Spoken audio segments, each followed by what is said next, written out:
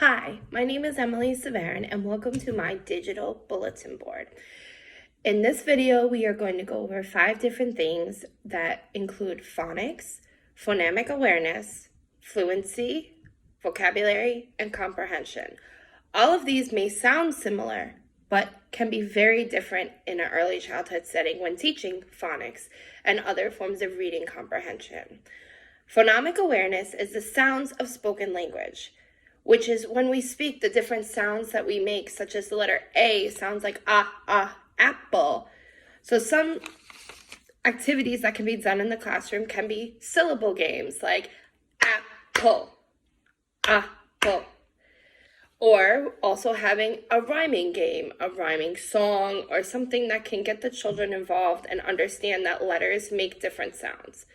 A home activity for parents can be scavenger hunts, looking for different things that make that sound. So telling your child, find something that begins with the letter P, P, such as pig or pail or any kind of things that start with that. Another form is phonics itself. Phonics is the relationship between written letters and sounds, which phonics is the home foundation for all of these aspects together. Phonics can be with letter bingo in the classroom, making sure that the children understand the concept of what a letter looks like, what it sounds like, and how we can identify it.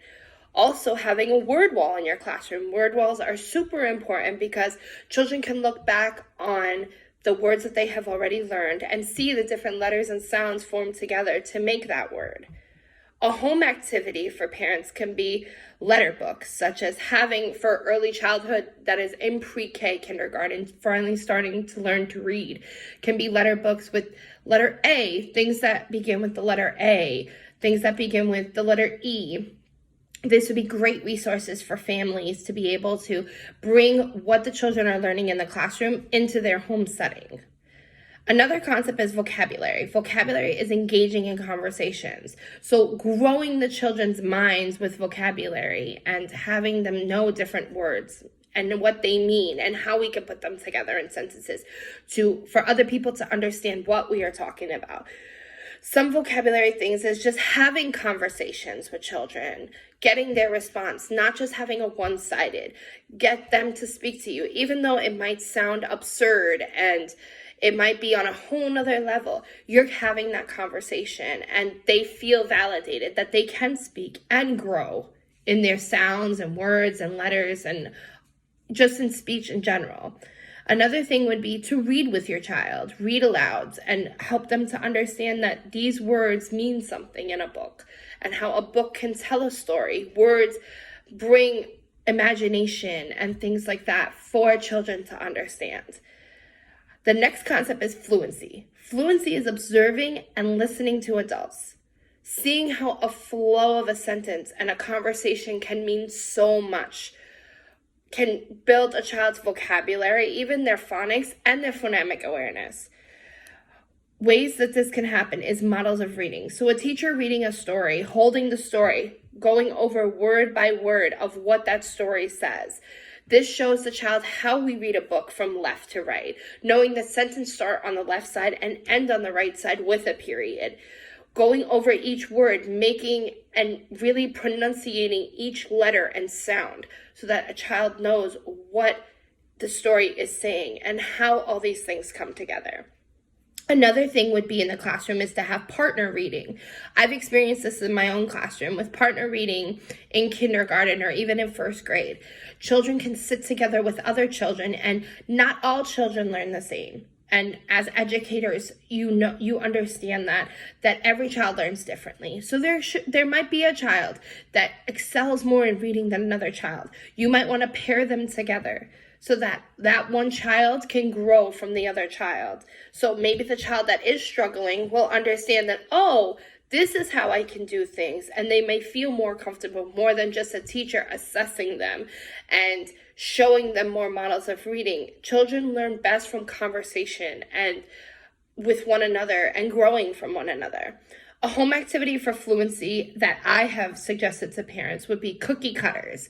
So having cookie cutter letters and having the children play with Play-Doh. Children love Play-Doh. That would be the best aspect, to use letters and sounds and put different words together with letters, and even making those sounds and taking the time to validate that each letter is important in a word and with sounds. The last aspect is comprehension.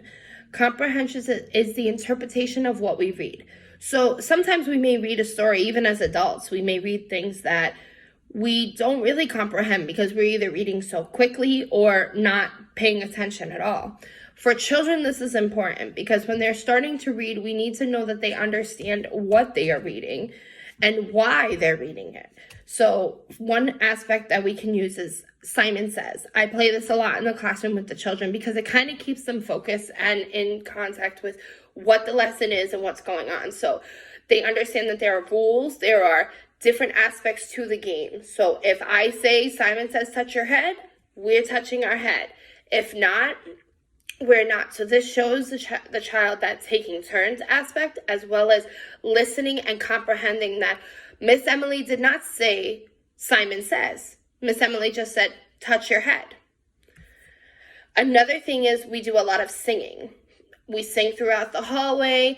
This is so that the children can understand. So we'll say, we're on our way to the bathroom, the bathroom, the bathroom. We're on our way to the bathroom. Here we come.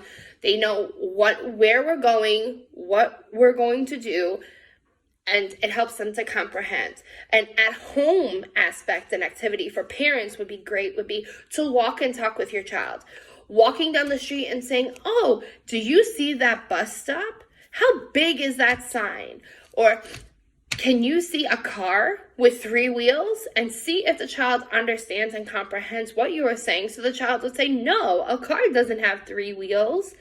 These are simple conversations of back and forth that you can have with your child. And even in the classroom, having these back and forth conversations can be super helpful for all children to comprehend and understand that conversation is important, letters and words are important, and when we put it all together, it enhances our vocabulary. So even though phonics is such a broad statement and it has so many aspects with it, without these aspects, we would not have any form of phonics whatsoever. As an educator and learning myself, is that even though these steps and these different aspects of phonics are super important, it is very important to take time to look at your students in your classroom and understand each child's needs and struggles as well, so that you can build your lesson plan and even at home, build your at-home conversations so that every child can succeed to the best of their ability. Thank you for joining my digital bulletin board. Bye, educators and families.